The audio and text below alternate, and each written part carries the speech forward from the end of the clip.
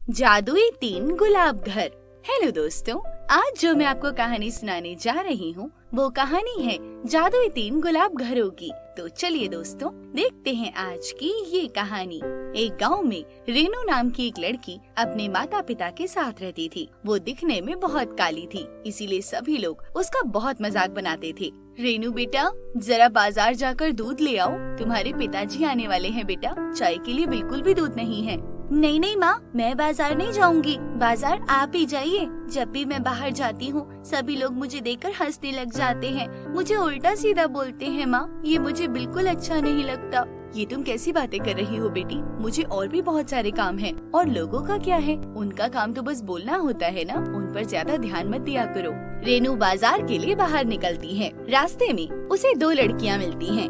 अरे यार, तू बाहर मत निकला कर, देख जरा चारों तरफ कितना अंधेरा कर दिया तूने।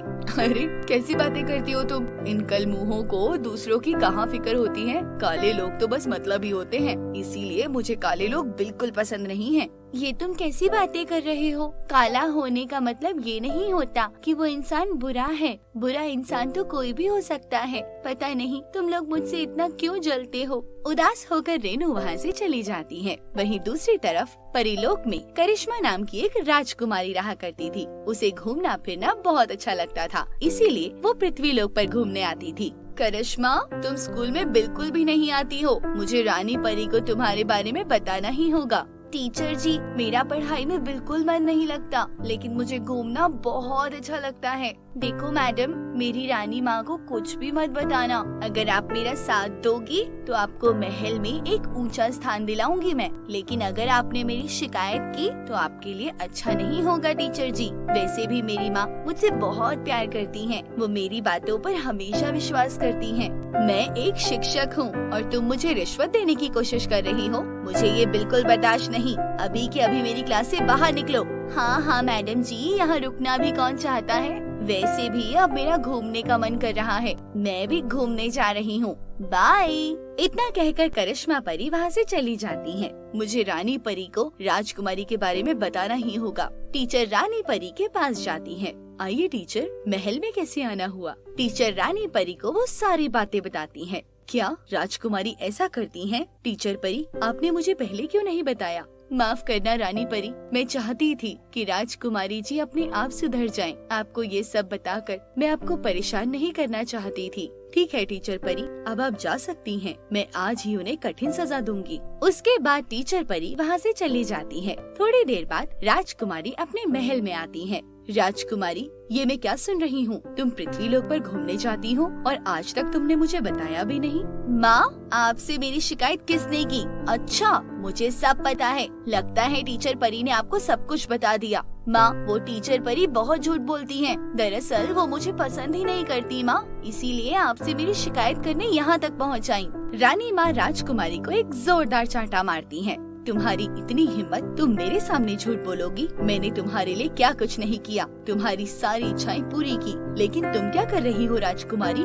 जरा ये भी नहीं सोचा कि राज्य की बाकी परियां मेरे बारे में क्या सोचेंगी? अब तुम्हें इसकी सजा जरूर मिलेगी। मुझे माफ कर दो माँ, मैं आज के बाद कुछ भी नहीं करूँगी ऐसा, हमेशा आपका कहना मानूंगी माँ। नहीं, इस बार तुम्हें माफी बिल्कुल नहीं मिलेगी। उसके बाद रानी परी गुलाब के फूलों का एक टोकरा प्रकट करती हैं। आज से तुम ये गुलाब के फूल परीलोक में बेचने जाओगी, और हाँ, जितने भी पैसे कमा कर लाओगी तुम्हें हिसाब देना होगा। उसके बाद ही तुम्हें जेब खर्च के लिए पैसे मिलेंगे। आज से तुम्हारी फिजूल खर्ची सब बंद। नहीं माँ, मुझे ऐसी सजा मत दो। परीलोक की सभी परियां मेरा मजाक बनाएंगी माँ, मेरे ऊपर सब हंसेंगे। आप जो भी कहेंगी मैं करने के लिए तैयार हूँ, लेकिन मुझे ये सजा मत दीजिए माँ। रानी परी गुस्से में वहाँ से चली जाती है। करिश्मा जोर जोर से रोने लग जाती है और गुलाब का टोकरा उठाकर वहाँ से चली जाती है।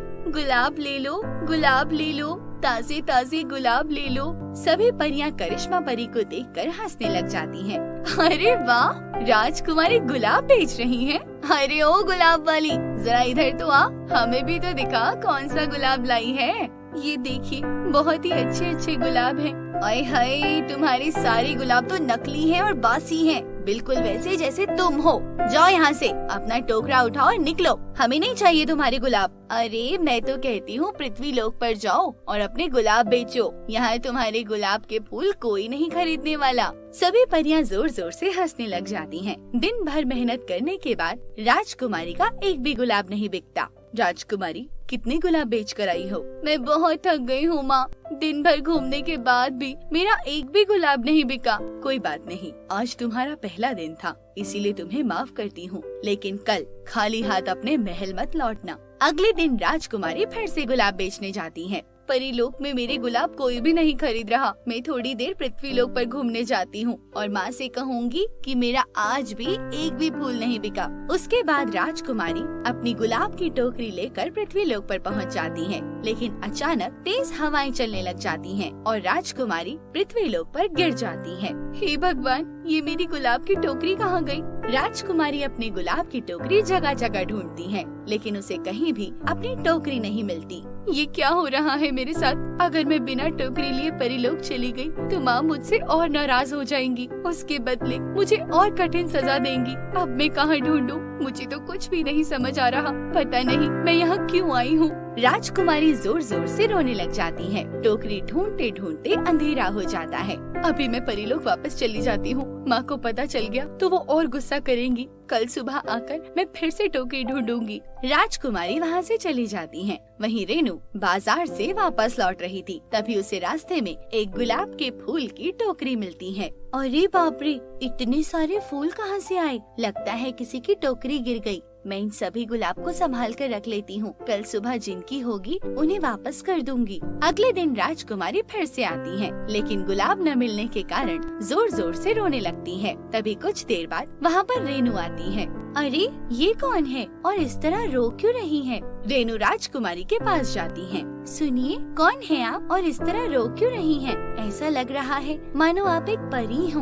तुम बिल्कुल सही सोच रही हो, मैं परियों की राजकुमारी हूँ। दरअसल कल रात को बहुत तेज हवा चल रही थी। उस हवा में मेरी गुलाब की टोकरी कहीं गिर गई है। मुझे वो टोकरी कहीं नहीं मिल रही। अगर मुझे टोकरी नहीं मिली तो रानी माँ मुझे बहुत कठिन सजा देंगी। कुछ समझ नहीं आ रहा कि अब मैं क्या करूँ। अच्छा, तो वो टोकरी आपकी है। आप आइए मेरे साथ, मेरे पास आपके गुलाब की टोकरी है। परी रेनू के साथ उसके घर जाती है और अपने फूलों से भरी टोकरी देखकर बहुत खुश हो जाती है। वाह रेनू, तुम तो बहुत ही ईमानदार हो। मैं तुमसे बहुत खुश हुई, इसीलिए तुम्हें कुछ देना चाहती हूँ। परी 3 गुलाब रेनू को दे देती है। रेनू, ये जादुई गुलाब हैं। तुम्हारी जो भी इच्छा होगी ये गुलाब पूरा करेंगे। अब मैं चलती हूँ रेनू। इतना कहकर राजकुमारी वहाँ से चली जाती है। वहीं रेनू गुलाब को जमीन पर लगाती है और गुलाब के रखते ही वहाँ 3 शानदार घर बन जाते हैं और रेनू बहुत खूबसूरत हो जाती है। ये देखकर रेनू बहुत खुश हो जाती है।